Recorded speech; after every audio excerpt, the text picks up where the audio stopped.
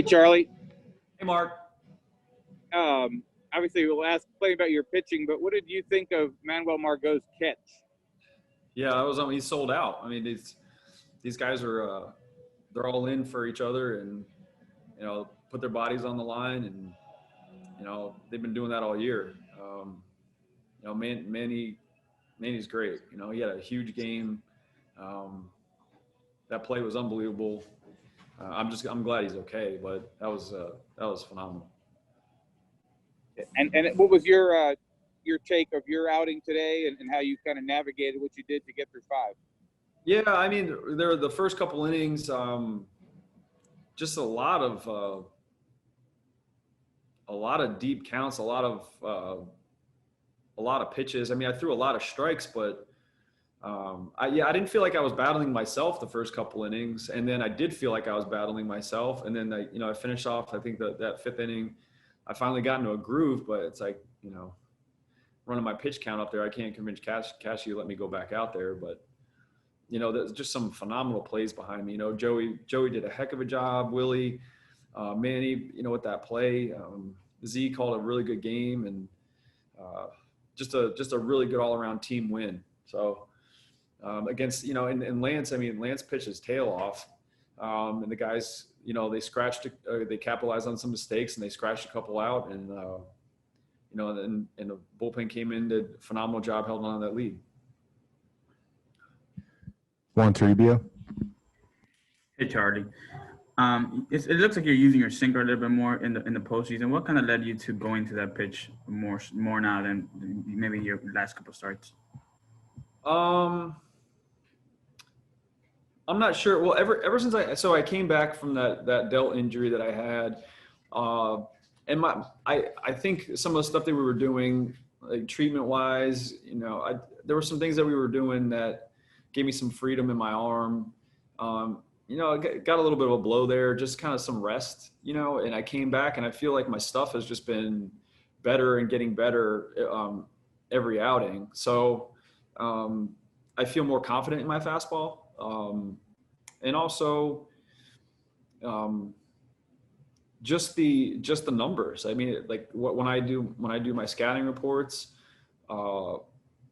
I see a lot of righties, especially that Yankee lineup today. There was a bunch of righties in there, and my sinker is my best pitch to righties. So I'm throwing it. It's not more complicated than that. I mean, if you see me throwing more curveballs, it's probably because my curveball's working better. If you see me throw more cutters, it's probably because my cutter's a little bit better. I have more confidence in that. So I don't think it's any more complicated than that.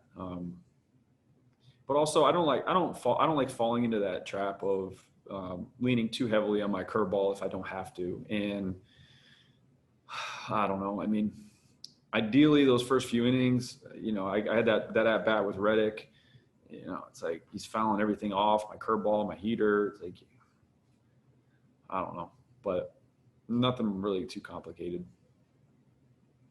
John Romano.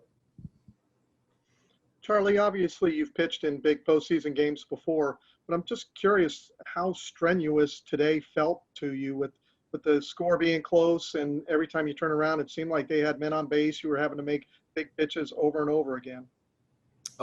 Yeah, I don't know. This postseason, I think with the lack of fans, and I think too, having now done it for a few times, I just think that I'm just kind of in a place where I don't really get too I don't get too rattled, and that's just something that just comes from having done it for a long time. I mean, if you were to stick 24-year-old me out in a situation, in a playoff situation, the answer would be completely different.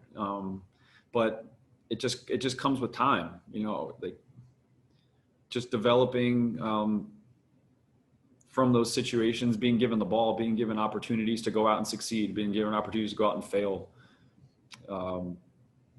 So I really don't. I just feel like I learned kind of how to deal with my emotions and to deal with the fears and the doubts, and and I think I definitely came out a better pitcher for it. I think I came out a better professional for it. We'll go to Justin Granite.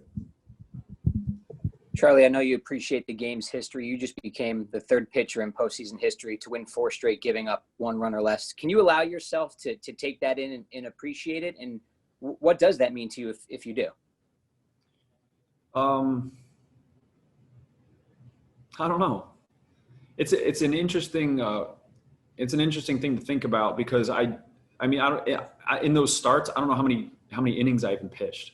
Like, there are guys that have gone out there and thrown 7, 8, 9 innings, grinded after throwing 200 and something innings in the regular season.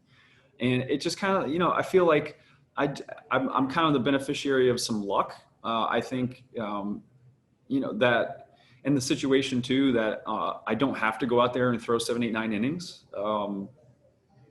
You take today's game in particular, the Astros had some opportunities and they caught very few breaks, right? Lance goes out there, he pitches me by a mile. I mean, he threw one of the better games that you could expect anyone to throw. And here I am sitting here with a win, because of my team picked me up. My team did a heck of a job today. So I don't know. I mean, I just don't think it's really about me in that situation. I don't think that at all. We'll take one more from Bob Nightingale. Hey, Charlie, congratulations. What's it like for a pitcher to have a defense, protect an infield defense like that behind you? Yeah, I mean, it's been 4 years now. I've been privileged to be on the mound with a phenomenal defense behind me. I mean, infield and outfield. It allows you a ton of freedom, to go out there and just try to pitch your game and, some semblance of reckless abandon, but in the same sense, I guess it really shouldn't matter, because you still have a job to do. You still have to execute regardless of who's playing behind you. But I've had the tremendous luxury of, in the past 4 years of having some of the best defenses that you could, pitch for. And that's catching on the catching side too.